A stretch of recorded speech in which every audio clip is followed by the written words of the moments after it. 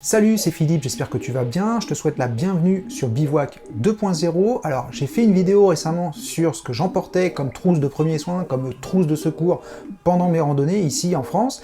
Et aujourd'hui je vais te présenter mon kit de réparation, qu'est-ce que j'emmène pour réparer mon matériel, pour les petites réparations que je suis obligé de faire sur le terrain. Alors toujours pareil, le but de cette vidéo, comme je l'ai dit pour la vidéo sur la trousse de premiers secours, c'est pas de te dire ce que tu dois emporter en randonnée, ce qui s'applique à moi ne s'applique pas forcément aux autres. En tout cas, c'est le kit que je me suis constitué qui me correspond bien par rapport à ma pratique, par rapport à ma manière de randonner, par rapport aussi au matériel que j'ai. Et je vais te présenter en détail ce que j'ai à l'intérieur de ce kit, en espérant en tout cas que ça puisse t'inspirer pour te fabriquer ton propre kit de réparation de matériel. On regarde ça en détail tout de suite. Alors je vais te présenter maintenant le kit de réparation que j'emmène pendant mes balades. Je vais te montrer tout ce qu'il y a à l'intérieur. Voilà le kit de réparation que j'emporte pendant mes randos 3 saisons. Alors contrairement à la trousse de secours, au kit de premiers soins, ce kit-là ne change pas trop au niveau contenant selon la durée de la balade. Que ce soit pour un week-end ou pour une semaine, j'emporte toujours plus ou moins la même chose. Alors je vais te montrer en détail ce qu'il y a à l'intérieur. Alors ça c'est le sachet pour ranger tout le matériel de réparation.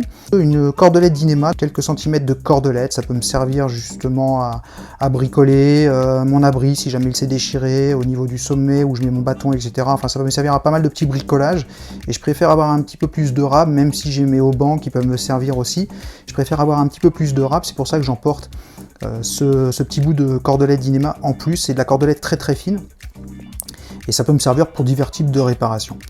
J'ai également ici, comme dans la trousse de premier secours, des petits patchs à alcool pour désinfecter principalement mon matelas gonflable. Ça va être pour justement les rustines oranges que tu vois là, si jamais j'ai une crevaison, pour nettoyer, enlever les parties grasses. Et puis ça peut éventuellement aussi me servir dans ma trousse de secours. Si jamais j'ai utilisé les autres patchs et que j'en ai plus, je peux toujours me servir des patchs que j'ai dans mon kit de réparation. Ici j'ai un peu de duct tape qui va me servir aussi pour des réparations que j'ai enroulé sur une petite languette de carton pour pas que ça pèse trop lourd. Ici on a plusieurs types de patchs, alors c'est du Tear-Head, c'est un matériau qui colle sur quasiment tout, c'est pas mal. Alors j'ai des patchs prédécoupés ici et j'ai un morceau plus grand ici que je peux découper à ma convenance suivant les réparations que j'ai à faire. C'est pas mal ça parce que ça colle quasiment sur tout, je crois que ça colle également sur le cil nylon, enfin j'ai pas testé par contre encore sur le cil nylon, mais sinon c'est vraiment pas mal et puis c'est transparent donc c'est esthétiquement, je veux dire après quand on a fait les réparations on peut le laisser, c'est pas très moche, c'est plus joli en tout cas que du duct tape. Là j'ai du SPI autocollant, alors c'est très connu des amateurs de cerf-volant, c'est ce qui sert à réparer justement les voiles de cerf-volant. Ça c'est génial, c'est un truc que j'utilise pour le sac de couchage, pour la doudoune, pour tous les vêtements en fait où j'ai du tissu très fin. Si j'ai une éraflure, une déchirure, surtout dans le sac de couchage ou dans la doudoune, pour éviter que les plumes se barrent, alors ça en fait c'est autocollant, il y a un petit film ici qu'on vient retirer. On peut également découper le morceau qu'on veut. Alors il est conseillé de découper en format arrondi, ça évite justement que ça se décolle ensuite. Et j'en ai moi par exemple mis sur une doudoune il y a quelques années que j'avais malheureusement percé, également sur un duvet, et même après lavage ça bouge pas, ça reste fixé, c'est super propre, ça laisse pas de résidus, donc ça c'est vraiment génial quand on a des produits qui contiennent du duvet, mais même du synthétique pour pouvoir boucher les trous, et puis c'est esthétique, ça se voit pas, c'est discret, et ça ne bouge pas, même après avoir lavé les produits, ça ne bouge vraiment pas, donc c'est génial. Alors à côté du duct tape, j'ai également un mini tube de colle forte qui va me servir par exemple pour recoller les semelles de chaussures, ou pour faire pas mal de petits travaux. Alors il est pas ouvert, tu vois, exprès, parce que ça c'est le genre de tube, si on l'ouvre après ça sèche très rapidement, donc ça c'est quasiment un usage unique, mais ça peut vraiment pas mal dépanner pour pas mal de petits trucs si on a besoin de coller des surfaces ensemble et qu'on n'a pas forcément la possibilité de coudre.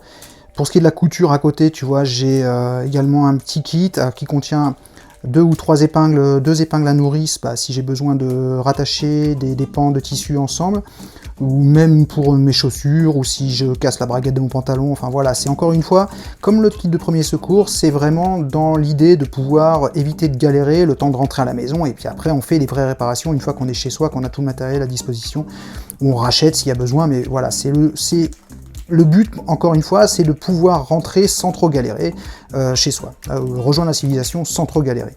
Il y a également donc une aiguille avec du fil, c'est un fil qui est assez résistant, on peut vraiment tirer dessus, ça bouge pas trop. L'aiguille également aussi, avec un châle qui est assez large, pour pas trop galérer sur le terrain à rentrer le fil dedans.